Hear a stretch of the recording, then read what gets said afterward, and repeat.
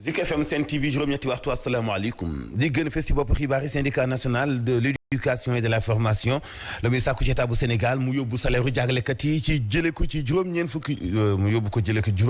junni yóbbu ko ci téeméeri junni ak fanweer ci bu ñu xoolee ci grade yi ak corps yi nga xam ne ci la jàngalekat yi di nekk safaanu loole nag jàngalekat yi ñu ngi continuer di menacer ni boo sàgganee noppee wuñu ngir delluwaat ci l'école yi jàngale ji fii ak état bi soppiwul ni muy doxee. sanction yu CEDEAO contre ñii di Mali mu ngi commencé metti ci dawalkatu wote Sénégal yi ndax transporteurs yi def nañu conférence de presse ngir dénoncer fermeture boobee te sàkku ñu ubbiwaat frontière u Sénégal ak Mali ci na mu gën a gaawee.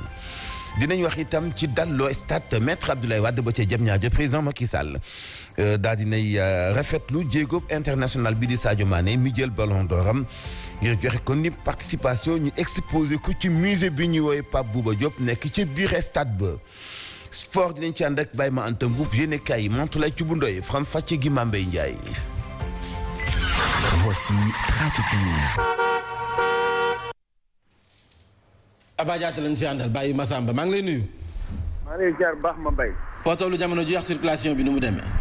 voilà merci beaucoup Mambey ñun ñu ngi progressé jaar nañ sànq rek changeur bu aan yéen ñu bàyyi ko fi nga xam mooy Mariam Niass ci Patte d'Oie bëgg a progressé ci axe boobu lay di ngeen am ay taaxee la tuuti ndax oto yi bàyyi ko ci péage bi foofu lañ defee demi tour te bu la échangeur jëlaat lu ni mel utali booru aéroport loolu nag moom moo jural demee dëkk bi ay jafe-jafe ci axe boobu lay rawatina yéen ñi nga xam ne nag da ngeen nam progressé foofu lay ngeen bàyyi ko booru fi nga xam moom mooy parc bu aan sortie maris ñaar yi jëm échangeur bu aan cité des eaux yéen ñu bàyyi ko du côté de Xaar Yàlla Grand Yoff di transiter ci axe boobu lay cité des eaux vers Castor foofu lay xaar leen fa ay ralentissement sànq maa ngi la ko wax jaar nañu xam point Cambérène bàyyi fa ay jafe-jafe soo defee aussi yéen ñu na mu progressé ci autoroute bi oto yi nam bëri nañ mais c'est pas très compliqué mën ngeen progressé ñenn ñi nag dañ koy daggee ci bretelle bu HLM xanaa ma yokkal la ci benn affaire rek du côté du centre ville booru ko wali posto di mouvement moo fa am ñi nga xam ñoom ñooy vigile ñoom ñoo fa nekk en mouvement yéen ñu na mu jaaree foofu léegi ngeen éviter lu ni mel ay ci ma bay ci kanam ñu dikkaat.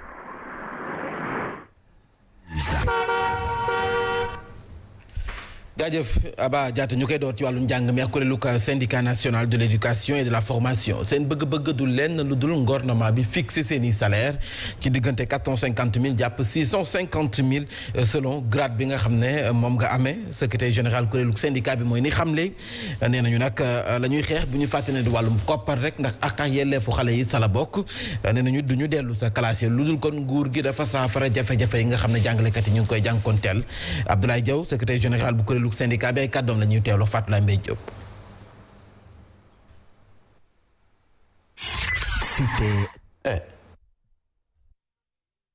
jàngalekat mu commencé 450 000 jëm ba 650 000 parce que jàngalekat bi mérité nañ loolu. indemnité de fonction yi maanaam directeur d'école yeeg principal yeeg yooyu ñu yokk seen indemnité téeméer boo jël ñu yokk ci juróom fukk. école bi ñu arrêté abri provisoire yi ci nu mu gën a gaawee. état du Sénégal. di ko wax nag mu arrêté di foyee xeli nit ñi. ñu réglé école bi benn yoon mu jeex nit ñi dem jàngale ji yoon mu jeex nga xam ne xale bi am àq ak yelleefam bi nga xam ne état bi dafa ko war a garantil si wàllu njàng ak njàngale état bi mun a jot droit boobu. nañ xippi seen bët di xam ne état bi warul ñoo jaxase ñun ñëpp nañ songandoo dóorandoo te wan ko ne ko tant que réglé woo problème yi école bi ren. duñu delluwaat ci classe yi.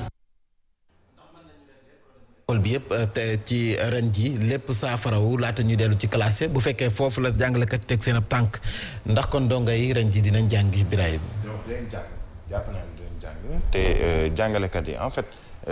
gis négociation boo gis ku ci nekk di nga jël joxe li nga xam ne moom mooy li nga bëgg bu doon sa sago lii ngay am waaye li may wax chaque jour il faut que. ci benn côté comme ci beneen côté nañuy waxante dëgg état comme nee nañu suba dañuy toogaat pour peut-être finaliser wax bu mujj bi lu jëm ci wàllu seen négociation yi na état bi wax dëgg jàngalekat yi tamit ñoom it tamit nañu wax dëgg askan wi xamal leen ni fii la ñu tolloon lii la ñu jot a am te li ñu jot a jox donte peut-être doyul wala am na lu ci manqué mais teewul dinañu continuer ci négociation yi ba nga xam ne dinañ jot li ñu bëgg réellement mais du tee dañu may école yi wala élèves yi ñu mën a dem continuer seen jàng li tax ma ne état na wax dëgg mooy na ñëw ne ni Mambay man 100 000 francs laa la mën a fay fin du mois mënuma ko dépasser waaye su dee Mambay dafa ñëw ne la man mën naa waxtaan ak yow waaye 200 000 nga may fay man la waa d'accord léegi est-ce que duñu xool nu ñuy négocier mën naa la fay 200 000 yi waaye peut-être duma la ko fay ren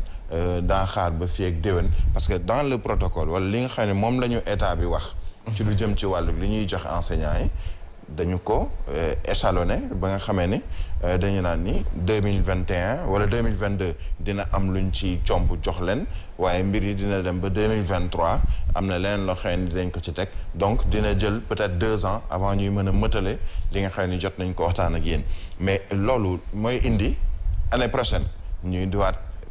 ay points de revendication ne ni yaa waxoon nangam te defoo ko 2 ans après ñu ne la encore ce sont les mêmes points de revendication wala ce sont les mêmes difficultés yoo xam ne moom moo am entre les enseignants ou syndicats d'enseignants ak ñi nga xam ne ñoom ñooy état bi 2014 la ñu commencé di négocier avant 2014 amoon na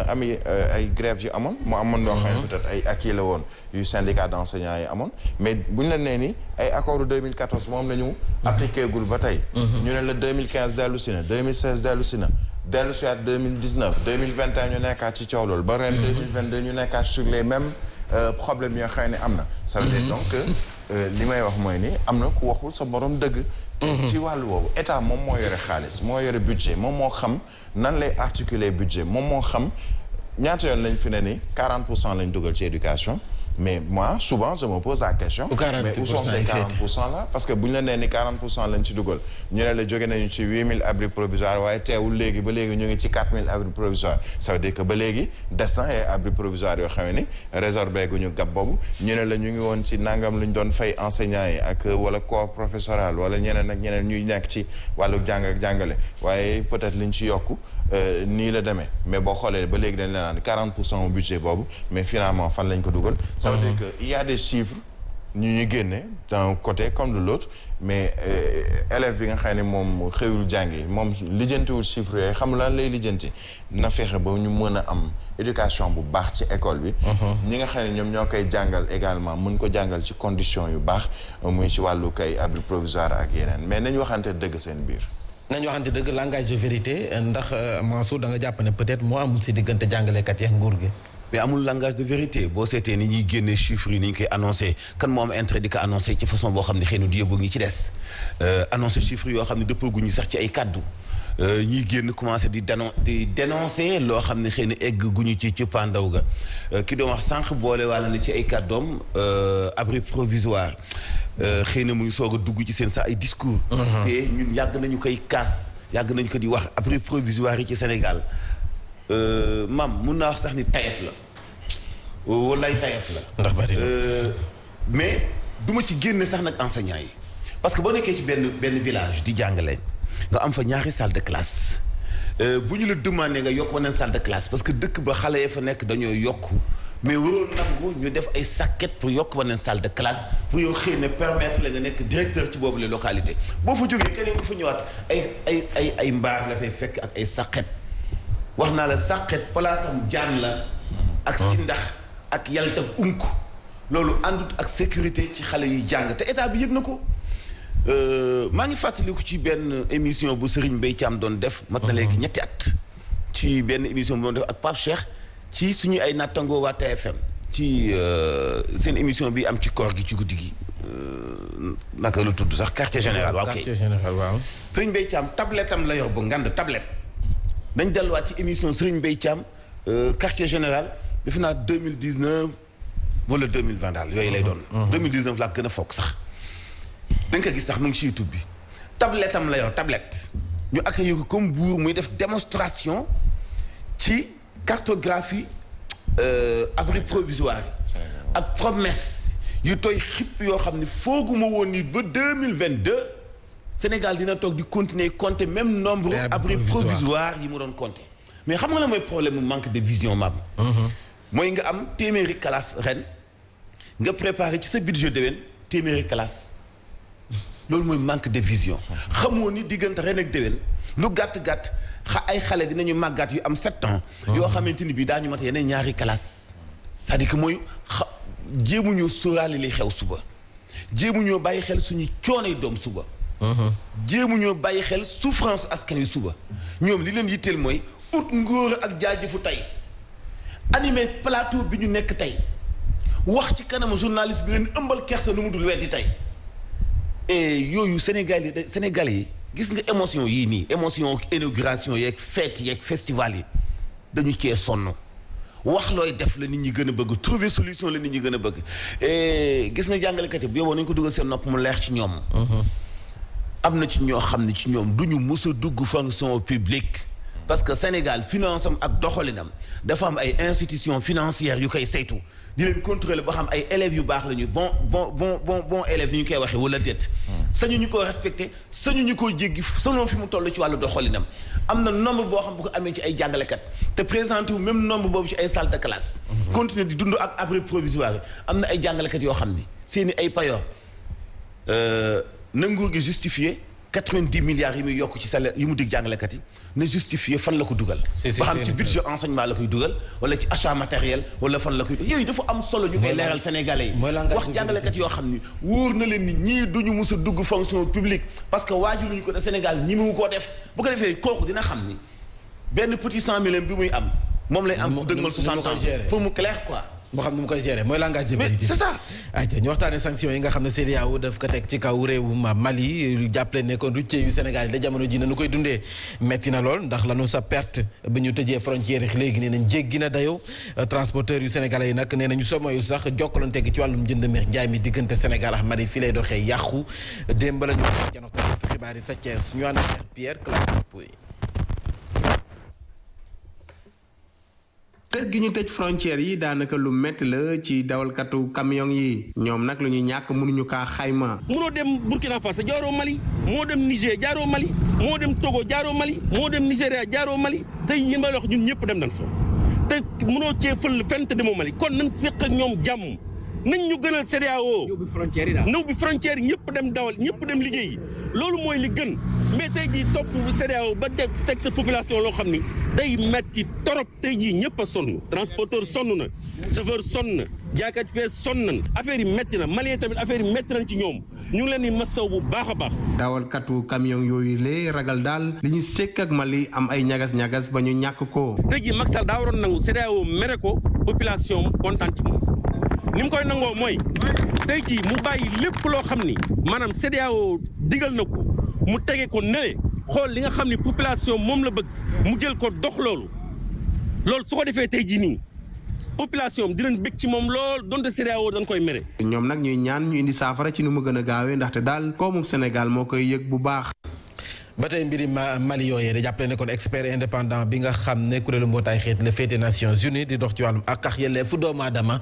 doxantu na sa Mali ba mu fa demee ñëwaat janoon ak taskatu xibaar yi ngir yeggaleem fa la mu fa gis moom Alioune Tine gis na kon jafe-jafe yi nga xam ne askan wa ñu ngi koy dund ci nañu tëjee frontières yi ak yelleefu doomu aadama foofee nañu ko salfaañee it teg na sa gëtam looloo sabab muy sàkku ci waa CEDEAO ñu maanaam teggi daan yooyee nga xam ne teg nañ ko ci kaw réew ma ñu ànd si Abdoul Aziz Sow Dabakh Babacar Sow. ñu teggi lépp luy daan bu ñu gàll ci ndoddal Mali lii la Alioune Tine di sàkku ci waa CEDEAO. sanction yi métti na lool prix yi augmenté na mënatuñu dund donc sanction yi dañ ko war a yëkkati loolu dañu wax CEDEAO ñii tamit di gouvernement Mali dañu war a waxtaan ak CEDEAO. ay wacca Mali laal bu baax dëkk yu mu dendandool yi tax ba expert indépendant bii ne foog ñu xalaataat tërali ni ñuy def ci wàllub kaaraange gi rawatina ci luy aar dëkk yu fasantikoo ak Mali yi. crise bi yemul Mali rek dem na Bénin dem na Togo dem na Ghana dem na Côte d'Ivoire te mi ngi ñëw Sénégal. est-ce que mën nañu sécurité Afrique di bàyyi rek ñeneen di ko jël en charge ni mën nañu. ci yooyee tëralin moom Alioune Tine mu ne dafa war itam ñu def ko ci sàlloog ak yelleefu doomu aadama yi ñu salfaañe si boobu lépp dëkk. nga nekk journaliste nga am sañ-sañ li nga bind nga wax ko nga nekk opposant nekk société civile nga am sañ-sañ li nga xalaat nga wax ko. Alioune Tine jaaree ci di sàkku ci autorité malienne yi ñu évacuer ki fa nekkoon premier ministre ngir mu faju ci biti réew ndax dafa feebar. Birahim sanction yooyee la Alioune Tine di sàkku ñu dindi ko waaye routier yu Sénégal nee nañu njortees nañu sax lii bu wéyee lëkkaloo gi dox ci diggante Sénégal ak Mali ci wàllum jënd ak njaay dana dakk. bu mel ni bi am Mali dañu war a toog xool lan mooy intérêt état yi nga xam ne ñoom ñoo dend ak Mali surtout Sénégal je le disais depuis le début de cette crise-là et je le répète aujourd'hui Sénégal moom mooy perte ci wàllu woowu parce que tey ci sous-région bi ci CEDEAO Mali moom mooy premier partenaire économique bu Sénégal tous les économistes s'accordent à le dire économiste boo fi jël lu mu lay njëkk wax mooy ni échange yi am sur le plan commercial diggante Sénégal ak Mali moom moo ëpp échange yu war a am diggante Sénégal ak beneen réew bu bokk ci biir CEDEAO moo tax Sénégal am na taxawaay boo xam ne ni mënu ko am ci lu soxal mbirub Mali maa ngi dégg fan yii passé ñu naan ni président de la République Macky Sall woo na ki nga xam ne moom moo jiite transition bi fële ca Mali peut-être en tant que président bu Union africaine loolu avant ñuy dem ci seen sommet boobu nga xam ne moo ngi ko doon amal ci lu soxal mbirub CEDEAO mais tey c'est un peuple boo xam ne ni am nañu seen i jafe-jafe ñu ngi wut saafara waxtaan nañu seen biir ñii di waa Assemblée nationale ñi nga xam ne ñoom ñooy les forces vives de la nation ne ni ñoom li ñu jàpp mooy ni transition mën naa dem ba 5 ans ça veut pas dire que day dem ba 5 ans waaye mën naa dem ba 5 ans mais ci diggante bi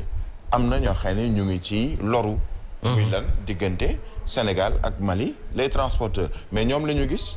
parce que am na lu bari loo xam ne day am ci diggante dem ak dikk entre Sénégal ak Mali mais entre Sénégal ak yeneen i réew entre Mali ak yeneen i réew gis nga principe bi nga xam ne moom moo lal CEDEAO ñu ne CEDEAO des peuples ñu ne la frontière ci boppam warul am ci biir réewu CEDEAO yi mu mën a am dem ak dikk ci wàllug nit ñi waaye ci tamit ci wàllug li nga xam ne moom mooy ay biens ba nga xam ne frontières yooyu dañ koy tëbal quelle que soit la situation ci lu jëm ci wàllu constitution wala institution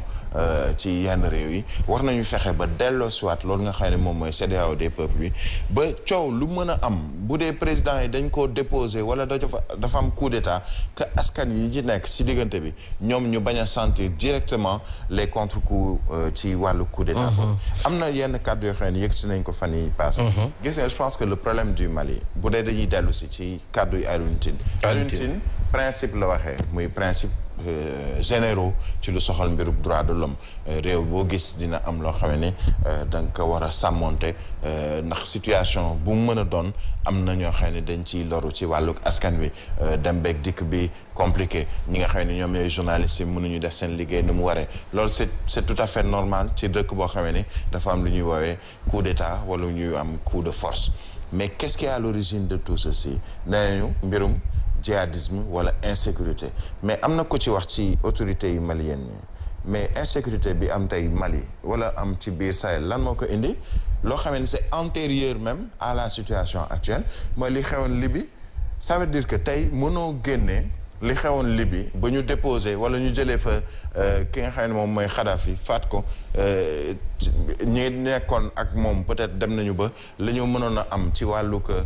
jumtuwaay amatuñu ko li ñu mënoon a am ci wàllug jàmm ci wàllug xaalis amuñu ko ñu dem ñu dugal leen ci li nga xam ne moom mooy extrémisme wala terrorisme boobu ñuy wax donte c'est un mot boo xamee ni jàpp naa ni tubaab bi moom mooy ñëw pour indi wala pour justifier yenn ci ay actes yu muy def mu tuddee ko ay djihadisme ak extrémisme violent ak extrémisme religieux yeneen ak yeneen waaye loolu yëpp ci wàllu géopolitique mondiale la nekk tous les pays aujourd'hui dañoo am ay liens ci lu xew ci benn réew mën na am ay jeexital ci beneen réew la preuve li xew tey Ukraine Russie mais ñu ngi coow naan ni est-ce que Europe fi ñu toll ni gaz bi nga xam ne moom la ñu soxla te li ci ëpp doon jógee Russie ndax mën nañ ko amati bu fekkee ne Russie dafa tëj ay oléoducam wala mu tëj li nga xam ne moom mooy jàllale gaz bi pour dem Europe ñu ngi koy wax lan mooy conséquences yi mooy ka nekk France donte guerre bi ma nga am ci diggante Ukraine ci Russie ak ci yenn ci ay pàcc ci dëkk yooyu waaye yow mi nekk France di nga am conséquence parce que gaz bi ñu la doon jox donte 20% yi Russie nga ko doon jëlee mën nga ko bañ a amati Italie nga xam ne plus de 40% wu gazam Russie la ko doon jëlee bu ko Russie tëjee mën na bañ a ñëwati ci yow ça veut dire que actuellement du ñu xool du ñu penser seulement local wala pays wala région pensée globale lay war a doon lu xew fii Mali wala xew Sénégal peut-être que jeexital bi mën na dem ba Tchad wala mën na dem ba Éthiopie parce que tout est lié aujourd'hui on parle de village planétaire loolu moo koy fësal mondialisation la ñuy wax le député du peuple bu ñu demee ba CEDEAO mi nga xam ne moo war a aar ak yelleefu doomu aadama yu réew Afrique yi ñu gis ne foofee sa Mali ni ko Alioune Tine waxee askan wa ci boppam dañoo sonn te dañ leen privé seeni droit est-ce que jotul tam ñu xoolaat seen doxalin parce que ça c'est même CEDEAO googu noonu ci seen charte yi ñu tënk ci gan anam la ñu war a tëjee frontière alors Sénégal waxoon na lépp loo xam jëm na ci wàllu lekk ci wàllu médicament defe naa ak yi nga xamante ni bokkul ci. yi dans ñuy les grands de première nécessité. waaw comme ceeb ak yooyu noonu bokkul ci li ñuy tëjal Mali donc camions yi mun nañu continuer di liggéey di ko transport di ko jëlee Sénégal di ko yóbbu Mali donc où est le problème ci côté boobu noonu xëy na nombre de voyages yu transporteurs yi doon am xëy na moo demeetul noonu mun nañu kaas de toute façon bu fekkee am na benn teq bu ndaw bu ci am mun na répercuté wu ci ñoom ni muy doxee mais di Alioune Tine wax li ci gën a am solo ci ni ñu ñàkk bàyyee xel population bi ak ñàkk leen respecté ci seen business politique bi ñuy def bi Tikan Jaffa Koli doon way ñaata africain la ñu rey diggante Burkina Faso Bénin Niger Nigeria Mali ci ñetti at yu ñu weesu ay personnes insoupçonnées ay personnes inconnues yu ñu xamul fu ñuy jógee ci àll bi di sol ay personnes yoo xam ne souvent ñu sol ay casque bleu souvent ñu yor ay blindés yoo xam ne armée nigérienne ñoo leen di moom souvent ñu ay blindés yoo xam ne armée malienne ñoo leen di moom lay bi mooy bi ñu defee ay attaques la ñu sàccaali moto yooyu wala wata yooyu wala casque yooyu mu nekk benn camouflage ci ñoom ñu mën di def yeneen xeetu attaque je ne sais pas loolu la ñu joxee exemple mais li ma ci bëgg a wax mooy ay téeméeri nit la ñu rey ci façon bu ñaaw ñenn ñi bu ñu leen di rey dañu koy filmer mais lan la ci président CEDEAO yi wax lu ñuy wax ci nit yooyu ñu reyee ñu ne ay terroristes ñoo leen rey te maam wax naa la ni bis bu business terrorisme feeñee ci Afrique de l'Ouest loxo dem gémmañ mais terroristes yooyu fan la ñu basé xam nga bu fekkee rébellion mun nga ni ñii ñu ngi ci àllu Casamance wala ñii ñu ngi ci àllu fii wala fii mais terroristes yooyu fan la ñu basé fan la ñu nekk fu ñuy denc seen ay chars de combat fan la ñuy denc seen ay tenue kan moo leen di fournir ay armes kan moo leen di protéger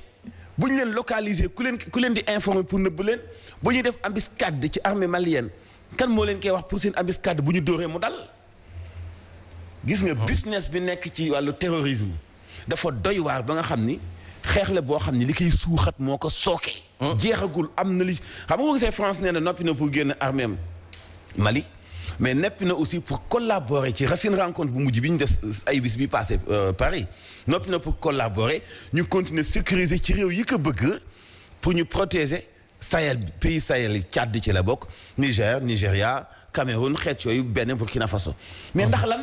te Mali bokk ci ñoom te kenn ëppale wu ko ci espace Mali dem ba am xel mu tey ci armée tchadienne ak ni mu amee woon solo ci opération boobu noonu mun leen génn leen li am Mali am Tchad ñu rey Idriss Déby France accepté doomam ñu remplacer papam mënut a accepté ñiy jël nguur gi doxal ko ñaar bu jàpp ñetti at ñu ni diggante bi dafa gudd mais neex na askan wa pour ñu mën a jubbantiwaat armée ba collaborer askan ñu def ay assises am ci lu ñu tënku CEDEAO ni du ci dal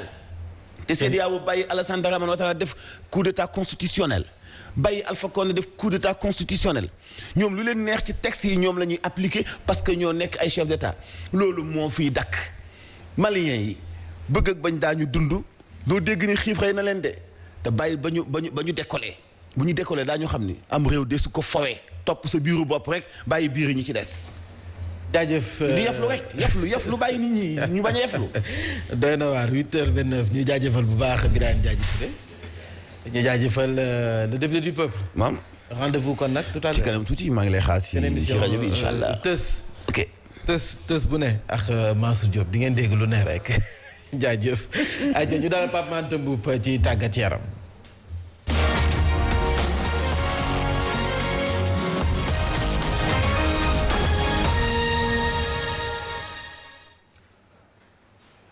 borom jam city ak Dougar Pape Mante Mboup moom balaa muy ñëw day nuyu waa kër gi yëpp doog a ñëw taxaw aja Pape Mante maa ngi lay nuyu zéro stress ah ci yàlla naka yi tey bale jàmm naka jam ñaajo ak waa Dougar waaw man de nii tamit gars yi nii laa gis de il faut ma ñëw fa parce que dafa am koo xam ne il faut ñu xuloo. ah non bul xuloo nag xuloo moom xam na mais nuyu baax sama xarit Sylla. xuloo baaxul bul xuloo baaxul. nañu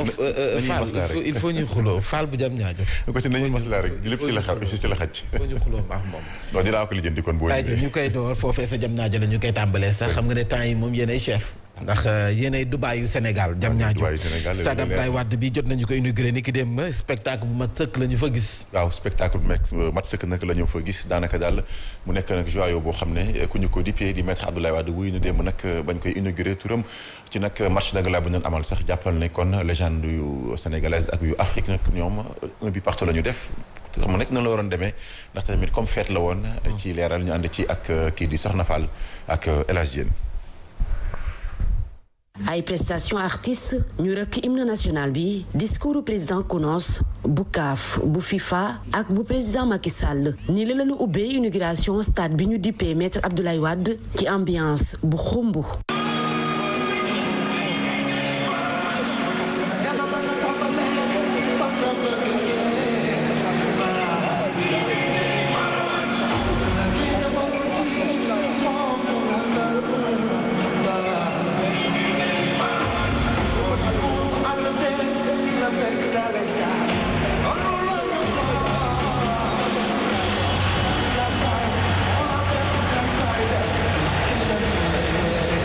njiitu réew mi président Macky Sall ak ñoñam ñu joxe coup d'envoi au match légende yi nga xam ne ci tembo la mujjee benn ak benn waaye histoire dina jàpp ne Kalidou Fadiga moo njëkk a dugal but ci bile stade Okocha faylu ko égalisé. Diomansy Kamara Diomansy avec Khalilou Fadiga il a vu l'appel de Mamadou Niang, la frappe de Fadiga. Le bijou signé Khalilou Fadiga.